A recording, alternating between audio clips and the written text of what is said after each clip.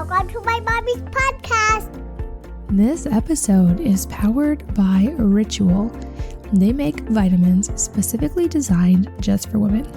Ritual vitamins contain 9 essential nutrients that most women just don't get enough of, including vitamin B12 as methylcobalamin form, folate and not the synthetic folic acid, D3, K2, vitamin E, omega-3 fatty acids, boron, chelated iron, and a proprietary form of magnesium. Ritual supplies all of these in forms that are easily absorbed and utilized, and their capsules are vegan, gluten-free, allergen-free, and non-GMO.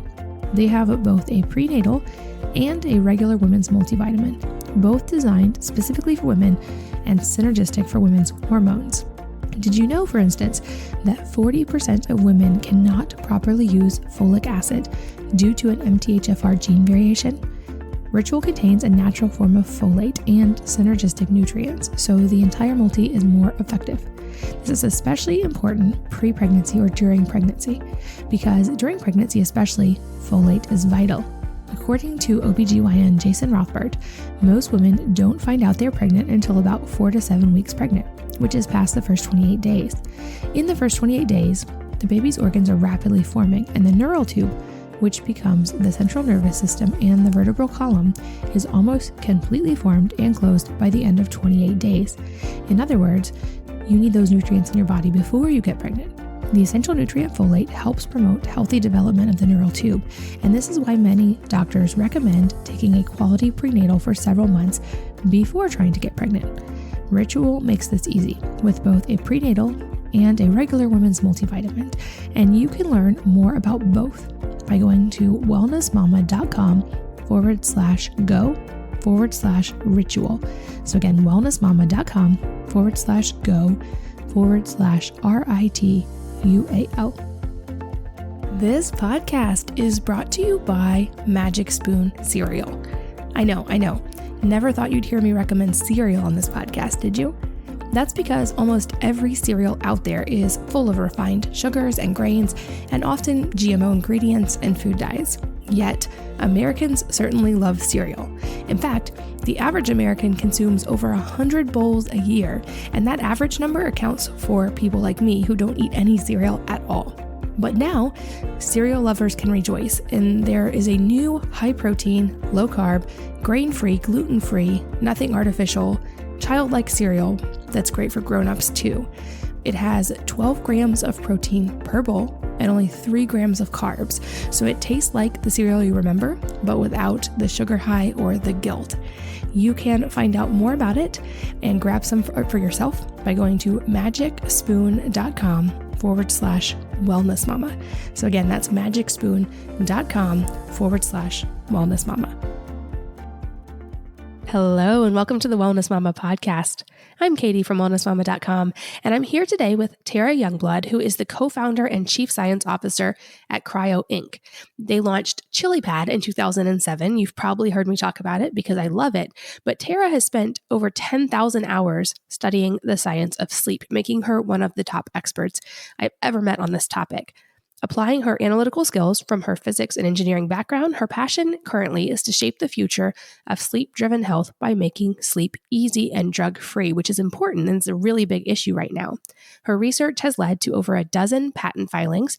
She's a published researcher and internationally sought-after speaker on the topic of sleep. And today we are going to go deep on that and unpack some things that might really, really drastically change your sleep. So Tara, welcome and thanks for being here. Yeah, thanks for having me. I'm excited to be here. Likewise, I think this is going to be such a fun conversation. And I'm always a really big believer in the power of story, especially just in understanding your background. And so I know that we have some similarities from what I've read of your story in our own health journeys, but I would love to hear from you. How did you get into this world of sleep? So I work with my husband, like you do. We have brought over 100 different products to market. And somewhere about 2007, 2008, we saw a market niche of being able to provide temperature adjustment in sleep and in the sleep space. So at that point, Comfort, Tempur-Pedic were just sort of coming out and saying pressure is the thing to adjust. And we thought temperature would be a really great thing to be able to do as well. And then once we got into realizing being able to really adjust the temperature, we realized that sleeping colder, we could really achieve real sleep change. And that's prompted a lot of the research really came from customer testimonials like, this has changed my life. That's awesome. It's always great when you get that feedback so early on. So let's talk about that a little bit more. So you're right. I also work with my husband, and I know you guys have a cool story about this. And you also have your own kind of health journey too. That sort of ties into this, don't you? Yes. So, working together in a business can be really stressful. I'm a mother of 4 boys, but in 2007, we lost our youngest son. He died very suddenly from bacterial meningitis. And so at the same time, our business was going through a lot of upheaval. We had a frivolous lawsuit. It was sort of a perfect storm of stress. And of course, that didn't do very well for my health. So I really started getting fatigue. And eventually, it led to my hair falling out. I was gaining weight, clearly headed down a thyroid path. But the message you get from doctors these days is, well, you're not quite in total thyroid fail. So there's got to be something going on. And, you just kind of need to sit and wait. And I'm not a very patient person for that. And I'd started to really research about sleep. And I really sort of dove deep into my own health at that point and said, okay, I gotta figure this out. I'm not going to wait till I'm so sick I need to be on drugs for the rest of my life. So I was diagnosed with Hashimoto's disease, which is basically where your immune system attacks your thyroid. And really through sleep and diet change, I've been able to reverse that and get back out of that, which is sort of a big success. In 2008, we had another boy join our family. So we are really pleased that we could work through that. And as well, we were able to get through a lot of business stress. So things have settled out, but that perfect storm really led to this desperate need to research health and sleep and wellness. Absolutely. I mean, I hear so much of my own story as well of having Hashimoto's. And for me, it took years actually to get answers. It was 2006 when symptoms started hitting, and going through multiple doctors and a lot of trial and error. And also, like you, finally getting to the other side of that and now being in remission. But I know firsthand just how much goes along with that. And also at the same time, managing a business, managing kids. And it is so much. And like I said at the beginning, you are also one of the top experts I've ever met on the topic of sleep. And you have put in, like I said, thousands of hours of research on this. So before we start going really deep on this, I would love for you to explain, just kind of on a basic level, why does temperature matter when we're sleeping? So this has been an amazing discovery. I can't say that I was the discoverer of it. And actually, the leading researcher is Clifford Sapir out of Harvard, and he has coined the word sleep switch. So we have neurons in our hypothalamus, which is part of our brain, that it sort of manages all the unconscious stuff. And that really is what manages our circadian rhythm. Those neurons are basically triggered or switch on and off due to temperature. So when those get switched on, then your body releases melatonin and you start to get sleepy and all those things that we sort of think about as that nighttime sort of push to sleep.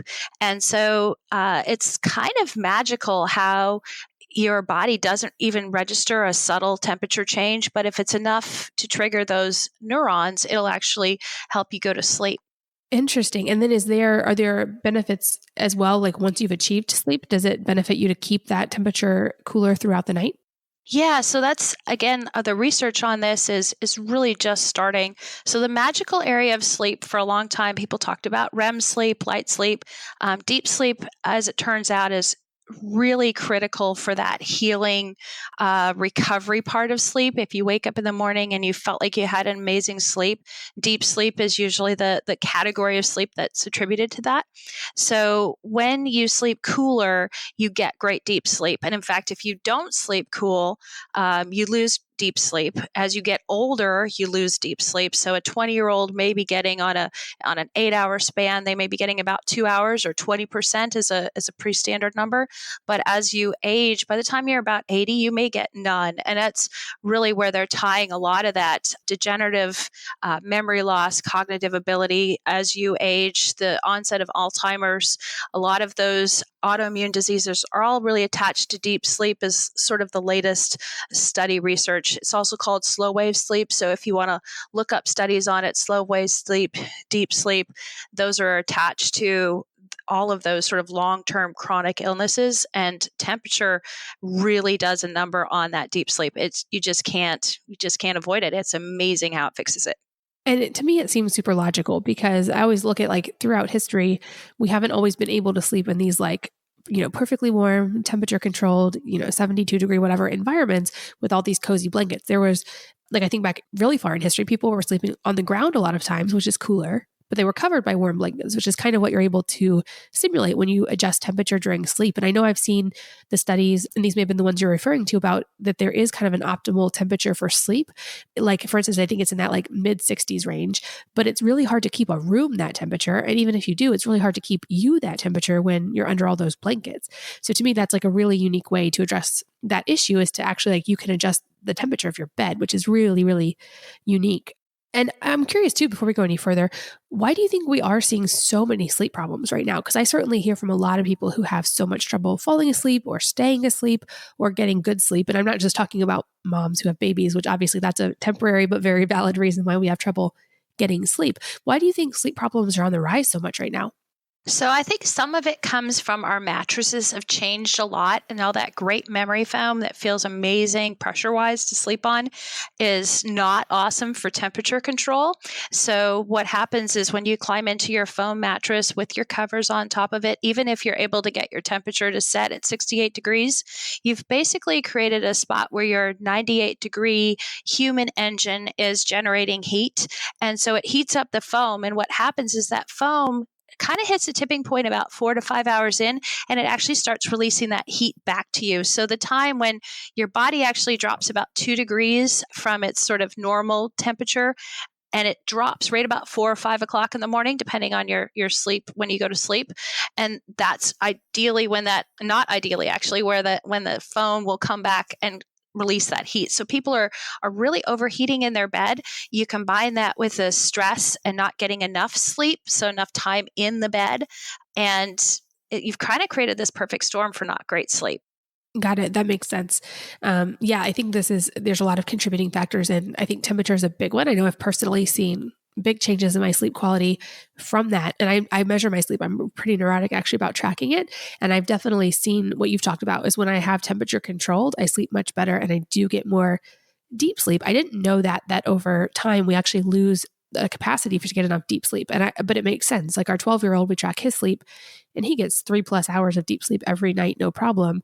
I get a couple hours. My husband gets less and he's older than I am.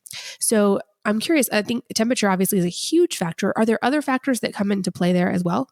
Yeah, I think everyone will agree that unfortunately that, drinking alcohol before you go to bed, working out late also raises your core body temperature. Some of those sleep hygiene things that, are all over the web of, making sure you settle down, be more mindful, maybe do meditation or journaling or something to sort of release that stress. Stress is really an interesting element to our lives right now. I like to look at it of, our bodies were designed so that if we're being chased by a lion, our fight or flight response kicks in and we shut down our digestive system, we shut down all sorts of things, and we kind of prepare to have our arm ripped off, which is great if you're being chased by a lion. However, the stress of traffic or life or kids or all those different things that sort of pile on aren't really lions, and our bodies don't need to respond the way they do, but they do. And so we get these raised cortisone levels, and we really want to be able to, on a daily cycle, sort of flush through all of that stress. And if we do, our bodies are able to heal from it. But if we kind of keep holding on to it, we don't sleep well, we have a hard time falling asleep, we have a hard time staying asleep, we never get a chance to flush through that. And those results are often seen in an HRV graph, which HRV is that heart rate variability number. And if you get to see a nice result in your HRV graph recovery, you'll see that you're able to relax, and you'll see that in your HRV numbers. I'm so glad you brought that up because I have been researching HRV quite a bit lately, and that's another thing I track. And I've also seen that positive correlation with obviously deep sleep in general being good for HRV, but also with temperature and things like not drinking alcohol. All of those seem to really come into play. Before we go deeper on any of them, can you kind of walk us through what the different sleep stages are, and to the degree that we can understand it with science right now, what they do for the body? Because I know on my tracking, I see like REM sleep and deep sleep and light sleep. So what are those and what do they all do? Yeah, so let me take you through sort of a typical night. If you're a normal sleeper, I say that in quotations, everyone's sleep is really pretty different. So when you start to fall asleep, we call that sleep latency, and you sort of drift down through light sleep into deep sleep. Light sleep is sort of an in between. It's probably the least studied section of sleep at the moment because it's most often it's a transition through. You will get to see some evidence of dreaming. I was recently at an MIT dream engineering conference, and they're doing some interesting things to try to get at that light sleep. But there's some dreaming, there's some cognitive recovery, but most of it is then drifting into that deep sleep. And deep sleep, you're going to release all those sort of healing hormones, your growth hormones. You're going to do a lot of recovery. So that's sort of where you go next. And then you're going to head back up. Now, REM sleep has traditionally been one of the most looked at because there's a lot of dreaming. We all are familiar with rapid eye movement, but now they're finding that deep sleep, there's also memory allocation that happens in deep sleep, maybe as much or more than REM. So it depends on the study. REM is most often associated now with sort of that emotional retargeting. So we will go through events up to about up to 2 weeks behind when we're sleeping on that night, and we'll sort of go through those events. The evolutionary premise for it, we believe, is that it helps us kind of, so if you were in caveman days or originally, you have had an experience with something. Maybe it was your first experience with a lion and it was stressful, and you need to basically reallocate those emotions and basically how you can learn from them. So a lot of what happens in there is sort of that, what can I learn from? You're going to rehash emotional situations. Maybe you had a fight. This is when you're going to be managing those sort of future events and saying, okay, well, I had a fight about this and I'm going to work on making sure I don't have that happen again. And you do this sort of cycle of light sleep, deep sleep, REM, light sleep, then REM sleep again in about 90-minute cycles. And your cycles will vary, depends on, again, that normal sleep, but maybe 4 or 5 times a night, with a lot of the deep sleep happening in those first ones and then almost none as you get closer to waking up. Yeah, that's such a good explanation. I've also heard it just on the logistical and like brain processing side explained of like, you kind of almost have like this figurative bucket in your head where all this information and emotions and stuff you have to process goes. And during sleep that happens and you kind of empty out that bucket. And if you aren't getting those types of sleep that you need to do that, then you're going into the next day or the next week with that bucket already partially full. So you just can manage less logistical information. You've got more on your mind, and it's hard to remember details and short-term memory and that kind of stuff. But I think you explained it so well. And to go back to HRV for a minute, kind of explain to us why. I know that there's so much research happening about this right now, but why is this such an important factor to understand and to make sure we're really taking into account for our health? So it's a really fascinating thing. So your heart rate, when we look at heart rate, we think of beats per minute, but those beats don't happen consistently at the same amount of time in between them. So it's, if you were to picture equivalent of taking a breath, you could take a breath and it could take 8 seconds, or you could take a breath and it'll take 2 seconds and it's in and out. Your heart actually responds very similarly and has its own sort of pattern to that. And so the spacing between those heart beats varies. Now, you want to have a lot, when you're relaxed, your heart rate kind of responds to that sort of relaxed state. And so you get a bigger degree of variability between those heartbeats. As you can imagine, if you're really highly pinpoint focused, you've got high cortisol levels, you're highly stressed, your heart rate is going to be very consistent. And that, again, helps with if your arm is going to be torn off. So it's, kind of matches that sort of, if I'm intense, if I'm focused, I'm going to have a low HRV number, and it's going to be representative of not a whole lot of variability. And if you're super fun and relaxed, then your heart rate can kind of do whatever it wants, and you're going to have a lot of variability. Now, the range for that is kind of difficult because it depends on your age, your gender, your health, all of those sort of things. But we obviously want to be able to see in a sleep environment, at least, we want to see that you've got a nice, where you start out relatively relaxed because you're going to sleep. You actually will dip down and then dip back up. So we're kind of looking for this hammock effect of being able to show that you're able to go through the stress of all that filing we just talked about, and then go back up and end up sort of relaxed before you get back awake. And that sort of is a readiness or a recovery score. A lot of athletes will use that score to decide whether they should have a difficult workout or an easy workout. In a more regular life, you would just look at it like, hey, what kind of day should I have today? Should I really try to tackle something with a high cognitive load? Should I tackle like taking a big hike? Should I do a whole lot today? Or should I just sort of be mellow, get what I need to get done, and try to relax a little bit more? Maybe more meditation, more journaling. Yeah, absolutely. That's been such a fun thing for me to track and to like learn from. Like I said, I know I can tell things like drinking alcohol is not great for heart rate variability. Not getting enough sleep is terrible for heart rate variability. But like you said, I think there's a lot of positive factors as well. And sleep temperature is definitely a big one for me that I notice. And I want to like also go back to the temperature thing for a minute too, because from my research, you authored the leading white paper on temperature and sleep. And you looked at over 70 other research papers and then kind of analyzed and connected the effects of temperature and sleep quality. So I'd love to hear more detail on that, first of all, and also what were some of the surprising things that you found in that process? Well, the most surprising was, I guess, just how easy temperature communicates with the body and that it's an unconscious trigger. I think we spend so much time in this trying to control our health, trying to be difficult. And it's amazing how that can really be not that difficult. Some of the crazy parts about temperature is that it hasn't been studied at all in a big way. Because when you put someone in a sleep lab, most of the studies, they put them in this suit. So you almost picture like an astronaut suit. And then they're going to also hook them up to all sorts of other sensors, brainwave sensors, et cetera. So they have wires coming out of them. And so if you can imagine trying to sleep in an astronaut suit with wires hanging out of you, and then they're checking how well you sleep, that has been sort of some of the difficult part, which is one of the reasons I really started researching it, because the ChiliPad allows for a different type of measurement of how temperature can affect sleep. So that's really was sort of my premise of like, people need to study this a whole lot more. The magical part of what it does for deep sleep. So we have a current study going on with veterans and another one with menopausal women. And the overall effect, the menopausal woman one is really interesting because the hot flashes are being reduced during the day as well as at night. And that really attributes to the power of that deep sleep, of just being able to sleep through the night. And I think that magical part of sleep there.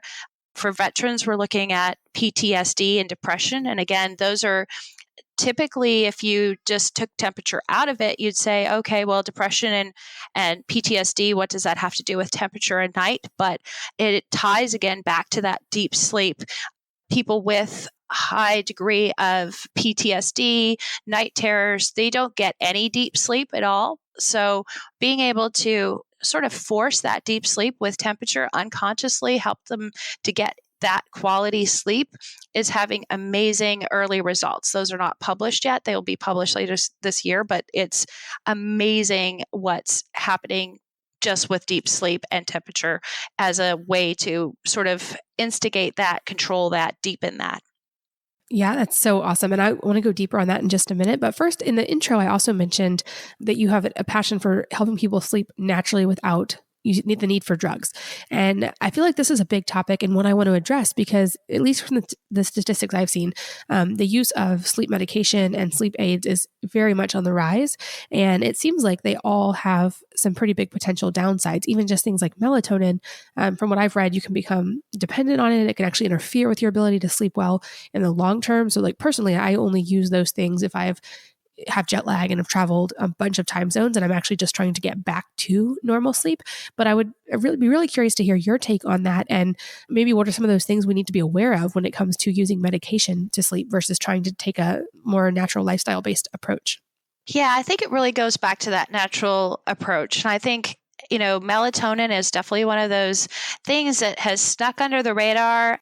I've recently heard a story of someone's kid wants their gummy melatonin every single night and are concerned, that it's addictive. They don't want to go to sleep without it because the gummy bear thing tastes good and it's now part of their habit. And that sort of scares me. I think it's a relatively mellow hormone you're taking, but it's still really that's the hormone that's released, as I talked about with those neurons, that when temperature triggers it, or light triggers it is another way to do that. You're going to get the release of melatonin. So your body naturally produces it. And so if you're taking it like a supplement where you're adding on, or you're like you talked about, where you're jet lag, or there's a certain scenario and you do it for a short period of time. But where we get scary to me is when people are taking this long term or giving it to kids long term. That one even scares me more. Kids' bodies, no one's really testing the long term effects of melatonin on kids and what that may do as their body develops and gets this habit of basically being fed melatonin. What does that do to their body's natural ability to achieve it?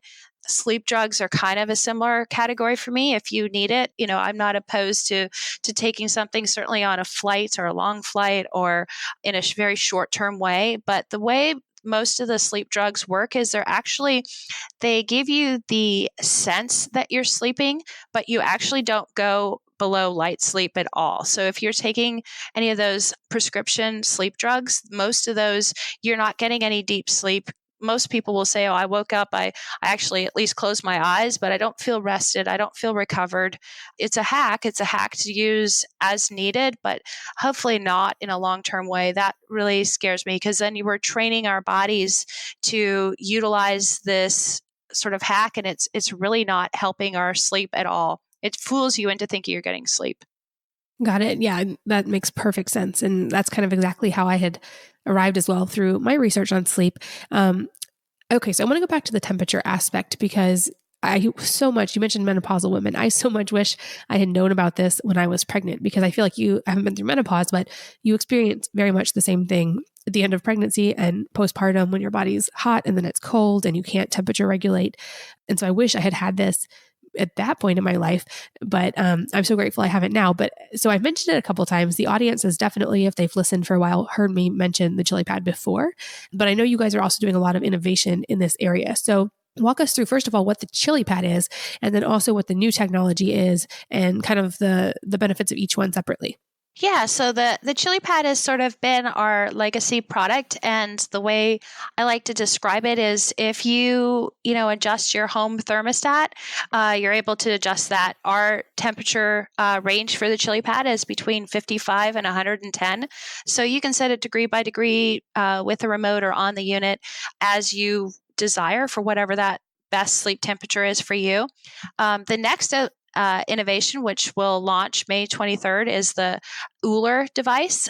So it works exactly like the ChiliPad. There's no EMFs in the bed. It runs water through there.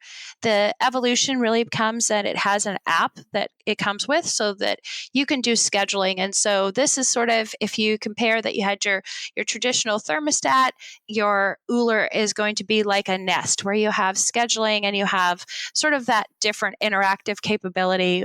So your Fitbit information, some of those sort of sleep diagnostics can have a bigger impact, and you can sort of combine them with temperature. Yeah, got it. And I'm glad you brought up the EMF aspect as well, because that's a question I've gotten when I've mentioned the ChiliPad in the past, is like, oh, it's an electronic type device that's near the bed. Are there any EMF concerns? So kind of explain like the logistics. I mean, I can explain it a little as far as that there is an electronic component of the device that has like the pump that circulates the water, but it's not right next to the bed. And I know from EMF research, first of all, that's an easy type of EMF to mitigate, but also it's within that safe range. It's far enough away that you're actually fine. But explain like the logistics of how the ChiliPad actually works. Because I've described it as it's like when you lay down and your pillow's nice and cool, and then eventually it warms up and you have to flip it back over to get it cool. But ChiliPad keeps the whole bed like that all night. But explain the technology. So you're circulating water essentially, right, to keep the bed temperature cool. Yeah. So, the EMFs for to answer that part first. I have a background in physics, so the physics of health is sort of that part of that passion of really trying to keep that body clean from EMF pollution. So the ChiliPad does give off very small amounts, but it is located outside of the bed. But that's its control unit. So the only part that's in the bed is basically these tubes. And if you picture that your body really is an engine, it produces heat, it runs like an engine. And this is like a radiator for your human body. So these coils go underneath you. It's a silicone medical grade tubing. So it's almost imperceivable. You can feel it if you run your hands into it, but as you lay on it, you really can't feel it. And so that really manages the temperature underneath you.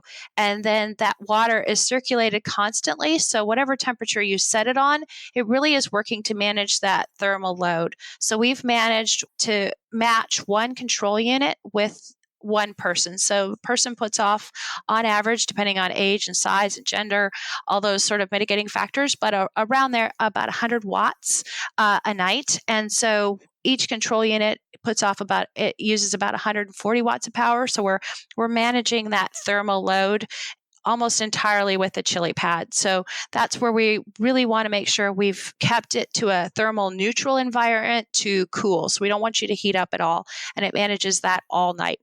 The Uller does use Bluetooth to connect to your phone, but you can entirely shut off the Bluetooth if you want to. We have that capability because, again, it's really important to me to be able to totally manage that if you want to. Yeah, absolutely. I'm the same way. And for anybody who's listening who's not familiar with this, I should have mentioned at the beginning, but you can actually find out more about it. And I think there's some cool stuff going on just for listeners of this podcast. The link for that is chilitechnology.com/wellness mama, and chili with an I. This episode is powered by Ritual. They make vitamins specifically designed just for women. Ritual vitamins contain 9 essential nutrients that most women just don't get enough of, including vitamin B12 as methylcobalamin form, folate and not the synthetic folic acid, D3, K2, vitamin E, omega-3 fatty acids, boron, chelated iron, and a proprietary form of magnesium. Ritual supplies all of these in forms that are easily absorbed and utilized, and their capsules are vegan, gluten-free, allergen-free, and non-GMO. They have both a prenatal and a regular women's multivitamin, both designed specifically for women and synergistic for women's hormones. Did you know, for instance, that 40% of women cannot properly use folic acid due to an MTHFR gene variation? Ritual contains a natural form of folate and synergistic nutrients, so the entire multi is more effective. This is especially important pre-pregnancy or during pregnancy, because during pregnancy especially, folate is vital. According to OBGYN Jason Rothbard, most women don't find out they're pregnant until about 4 to 7 weeks pregnant, which is past the first 28 days.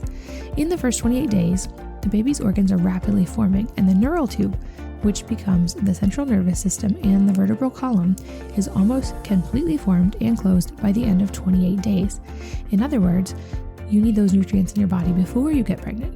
The essential nutrient folate helps promote healthy development of the neural tube, and this is why many doctors recommend taking a quality prenatal for several months before trying to get pregnant. Ritual makes this easy with both a prenatal and a regular women's multivitamin, and you can learn more about both by going to wellnessmama.com/go/ritual. So again, wellnessmama.com/go/RITUAL. This podcast is brought to you by Magic Spoon Cereal. I know. Never thought you'd hear me recommend cereal on this podcast, did you? That's because almost every cereal out there is full of refined sugars and grains, and often GMO ingredients and food dyes. Yet, Americans certainly love cereal. In fact, the average American consumes over 100 bowls a year, and that average number accounts for people like me who don't eat any cereal at all. But now, cereal lovers can rejoice, and there is a new high-protein, low-carb, grain-free, gluten-free, nothing artificial, childlike cereal that's great for grown-ups too. It has 12 grams of protein per bowl and only 3 grams of carbs, so it tastes like the cereal you remember, but without the sugar high or the guilt. You can find out more about it and grab some for yourself by going to magicspoon.com/wellnessmama. So again, that's magicspoon.com/wellnessmama. You mentioned you have a couple studies in the works on this right now, and I know you guys have also done a lot of research in the past. What are some of the most surprising things you've seen when people adjust their sleep temperature? So some of the, surprising is an interesting word, but I want to say the most heart moving, the most inspiring really comes from those customer testimonials. We have, temperature is one of those things that it's why you run a fever the moment you're like running a little bit unwell. It's just one of those factors that is not managed well by the human body when we're sick at all. So almost every disease profile has some temperature symptom involved that comes up with it. So people going through cancer, their temperature regulation system, their own body, one is really messed up by the drugs, by the follow-up, by what happens in their body afterwards. There's neurological challenges. So anyone with brain injuries also have that problem, MS, diabetes. The list is pretty extensive. A lot of people will use it for heating to warm themselves up to go to bed. Elderly patients that have been using heating pads, which is terrible EMFs and can often burn them. This is a really gentle way to warm you up to go to sleep. So it's really, I think, the most surprising thing when we developed this. We weren't trying to really mitigate all those things. It was just really about let's make it more comfortable. I, at the time, was pregnant, and Todd sleeps very hot. He puts off an immense amount of heat. And between me being pregnant and him putting off heat, we had a big pillow berm in the middle. It was terrible. So this was supposed to be more comfortable. The most surprising thing is really that there isn't too many disease profiles that exist where temperature isn't a symptom. And so being able to mitigate that at night and get great sleep does amazing things for recovery. It is phenomenal what it can do. And all I can give credit to is all of our amazing customers that share that. That's inspiration every day. And you touched on it a little bit, but to highlight what you said too about 1 unit per user. So for instance, like if you're one person sleeping in a single bed, that's really easy, totally makes sense. If you're 2 of you sleeping in a bed, like my husband and I, or like you and Todd, would have 2 separate units. And the beauty of that is you can adjust somewhat separately. So like how I know there were beds for a while where you could adjust the firmness. Maybe they still exist on each side, but this does that for temperature. And it's wonderful because my husband, like you said with Todd, he sleeps so hot. And so he wants to be as cold as possible. And I have gotten much better about being cold while sleeping. But when I started off, I was like at 75 and he was at 55. And now I'm like at 61 and he's still at 55. But the beauty of it is you can adjust, and you can adjust it any night, based on if you're sick and you're freezing, you can go warmer. But I just wanted to highlight that because I bet that must be something you hear a lot of positive feedback from people on, is the ability of each person in a bed to pick their own kind of sleep temperature. Yeah, everyone's sleep profile is really different, and there's definitely I'm one of them now. I like to climb into a warm bed, especially the air conditioning, or you get cool and you want a warm bed. So I like to tuck my toes in and warm up and then cool down to go to sleep. For the longest time when I first started, I would actually use the ChiliPad just on warm, and I'd still wake up. And I actually had to figure out my own sleep profile and be able to. That's part of the drive to design Uller to schedule so that I could have it be warm to go to sleep, cool when I'm asleep so I get that great deep sleep, and then warm myself up a little bit, because once you've hit that peak coolness, my body then will register that it's too cool and it would wake me up. So now I actually have it be a little bit warmer. So I usually tell people to look at their their sleep profile in 3 buckets throughout the night of what temperature do you like to go to sleep at. And then the middle, we really encourage people to be cooler. And then that wake up temperature to warm it up just a little bit. Uller actually has a warm awake feature where it's a warm awake alarm. And that is just one of the greatest ways to sleep, to wake up and then be in a warm bed. So when you wake up that way, it talks to that unconscious brain and wakes you up naturally. So your circadian rhythm, your body is responding to that warmness, and it says, oh, it's morning time. You need to wake up. And so the release of all the hormones kind of gets released magically right before you wake up. So as soon as that temperature starts to warm up and your body registers it somewhere by 10 degrees, you're awake consciously and can register it. So somewhere, depends on the person, between 3 to 7. Most people, their unconscious mind is registering, I need to wake up. And it actually, you'll see it. It's really fun to do that and then see the sleep graph as it responds. But you can actually see them come up no matter where they are in their sleep cycle. They'll naturally come up to wake up in that warm awake. That's so fascinating.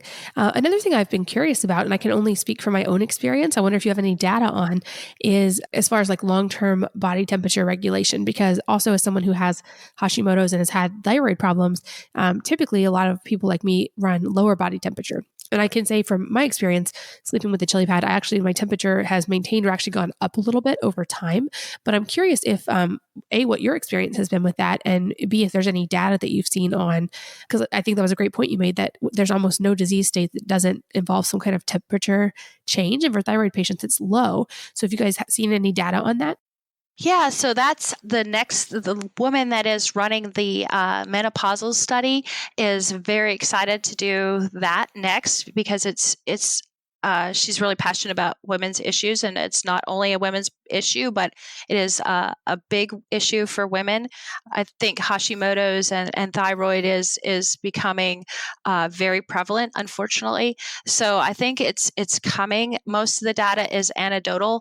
I've seen a temperature is an interesting thing. I think the data we're seeing sort of does say that if you can change your sleeping habits by manipulating temperature, by, as you mentioned, taking occasional melatonin to reset your jet lag, if you can basically train your body to respond and do what it's supposed to do, the overall arching effect is that all of your systems come in line better.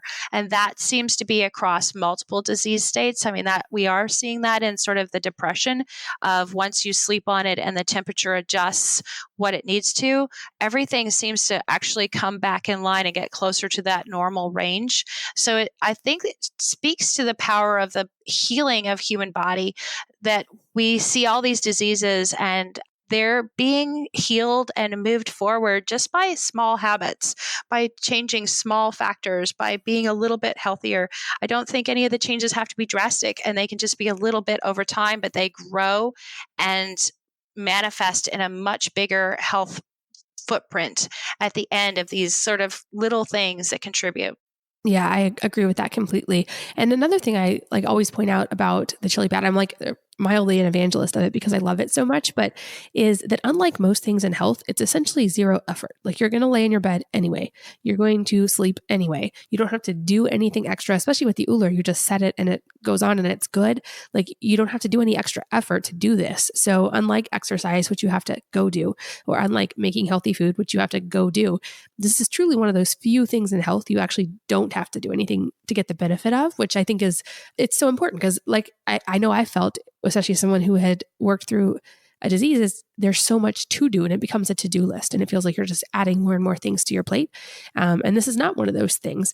And so I wonder, like, just in general, if you guys have any data on, I would guess your continued usage rates are much higher than most health interventions because people don't have to actually exert any effort other than initially putting it on their bed to get the benefits. Yeah, so we do have a 90-day satisfaction guarantee. And I think the most fun conversation I have with people regarding this as an intervention is the warning of it's addictive. It's a very easy, like you said, there's no real willpower involved once you put it on, and it changes your sleep and makes you feel better, have a better mood, have better health. So our satisfaction guarantee is almost a 0%.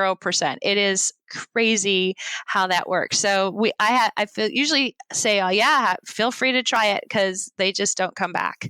Once people live with it, they won't live without it. A lot of people, although it doesn't travel very well, and that's definitely one of the things we're working on, is they'll take it with them in suitcases, and they'll go through all the trouble to check bags to just travel with it. We have NBA teams, professional teams, that this is part of what they do. Every time they travel, they set it up and sleep on it, because it's just that addictive. It creates a consistent sleep. We've had Olympic team results, same kind of thing, where you sleep on it, and they can get consistent sleep results no matter what country they are in or what the environment is at that Olympic village. We have Army, Air Force, Delta Force guys where, one of the other facts of temperature that's really interesting is for those guys, they only get 6 hours sleep, maybe less, because when they land, they have to deploy and they don't know how long they're going to get to sleep. So we're still able to get the 2 hours of deep sleep for them, even if they only get 6. So that's another part of that easy intervention. Some people are like, oh, I'd love to get 8 hours, but between kids and by the time I get all my stuff done, I get to bed and it's not 8 hours anymore, it's 6. And even at 6 hours, we're able to get very similar sleep results as 8. And that's gaining back time more than just an easy intervention. It's gaining back hours that you couldn't afford to put into that extra sleep. Yeah. And I love that quote from you that I've seen somewhere, that you don't need necessarily more sleep, you need better sleep. And I think certainly there are also people who actually just do need to get more sleep as well. But if you're sleeping anyway, it makes total sense to optimize that time as much as possible, because you're not going to do anything else while you're sleeping anyway. And I love that you guys have made that so easy. I think so often in health, and maybe you see this as well, especially in the tech side of the world that you're in, we want that like silver bullet and all these high tech devices and all this stuff. And I would say the ChiliPad is one of those few high tech devices that I think actually moves the needle, because a lot of this, you're trying to optimize that final like 1% of health perfection, when really the most important things are sleep. And I would say like getting sunshine, working on your stress, like fasting. I fast occasionally. I think that's like a free and vastly underestimated aspect of health. But these things don't have to be difficult necessarily or vastly expensive. I think as far as that goes, I would say for me, like the ROI of the ChiliPad has been one of the best things I've ever done for my health. And I'm curious if you see that as well. Just like people can get so hung up in these like super fancy things or this crazy supplement regimen, and they haven't even optimized their sleep, or they're not like spending time outside. Yeah, it's crazy. Well, I mean, we see it. One of our most of our investors, definitely our backers, or a lot of people in the biohacking space, where they have tried everything, and the list is pretty crazy of the things that some of the biohackers will do to improve their health. But the universal quote comes back of all the things they've tried: this is the easiest, simplest, the most consistent, results driven device. It's just simple. I think from the cost perspective, one of the other things we do talk about is that it's energy efficiency. If you're running air conditioning and you're in Florida, it gets hot, and your air conditioner is not going to get to a nice, comfortable sleeping temperature for the whole house. So instead of air conditioning your whole house to that optimal sleep temperature, you're really focusing that energy consumption in your bed. And at 140 watts, the comparable factor to compare that to the compressor power required for an air conditioner, it's a really efficient model. So not only are you getting great sleep, but it really, that energy footprint of the ChiliPad is just economical. It makes sense, and you get great sleep from it. Yeah, absolutely. It's actually one of my favorite gift ideas for people for that reason. And I will echo what you said too, that my one complaint is it's kind of hard to travel with, because you do get addicted to it. But I also think, like we talked about a little bit already, when it comes to sleep, little changes can have such a big impact. And we all know that sleep is important. And so when it comes to my sleep environment, that's one place where I'm willing to spend the money and willing to put the effort in. And so I've got that dialed in at home with the temperature. I have blackout curtains, like the mattress is great. The pillows are great. Everything is dialed in for optimal sleep. And I think that's one of the easiest things we can do for our health. And I know, since you've done so many hours of research in the sleep arena, are there any other factors that you would encourage people, obviously temperature being a drastic one, but encourage people to make sure that they're taking into consideration in their own sleep environment? Yeah, so I think it goes back to this idea of tiny changes. And, when we look at those changes we can make every day. The blue light, the electronics, those EMFs, to me, that's a really low hanging fruit. A lot of people will watch TV to fall asleep. And so their TV's running in their bedroom. They've got that blue light hitting their brain right before they're trying to go to sleep. I think that, temperature and light kind of have a dueling match to see which one has more impact on that sleep and your sleep latency. And so anything you can do to sort of limit that electronics before bed, create a habit of not using the television to fall asleep with, even if you use a sound machine or something that's a mellow contribution in order to still have some noise. Some people like the TV on, so they have noise to fall asleep with. But find other solutions or tiny habits to sort of back that up a little bit, take that out of that space, keep the light, keep the EMFs as minimized as you can based on where you are today, and set a plan, set goals to reduce that. So maybe you at least eliminate it most nights. Health is definitely measured in those tiny contributions to what you can do to improve sleep along the way. Yeah, I completely agree with that. I think it's great advice. Another question I love to ask toward the end of interviews, largely selfishly because I'm an avid reader, is just if there are a book or books that have really changed your life, and if so, what they are. Yeah, so I am a crazy reader. When I thought about that question, one is sort of work related, and I think, honestly, I think you'd really like it. It's called New Power by Jeremy Hyman's and Henry Timms, and it speaks to the power of the people. That the age we live in today is all about the rise of the power being in the person. Someone can start a podcast and a blog, and like you do, reach millions of people and change their lives.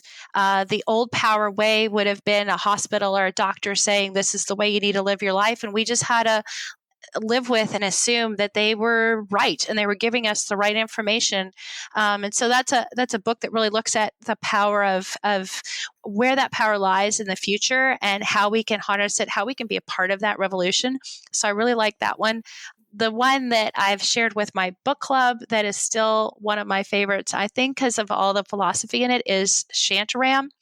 It's by Gregory David Roberts. It's a fictionalized account of this guy that has lots of problems and ends up living in India. But the quotes on how to get past fear and all these limitations and put them back in their place. So the book opens with him describing how he learned everything he ever needed to know on fate and love when he was chained in this Indian prison. And he realized he still, despite the fact that he had no food, no water, was chained up, he still had the power to forgive. He still had the power to see life. He had all the power he needed to still be, and they couldn't take that away from him.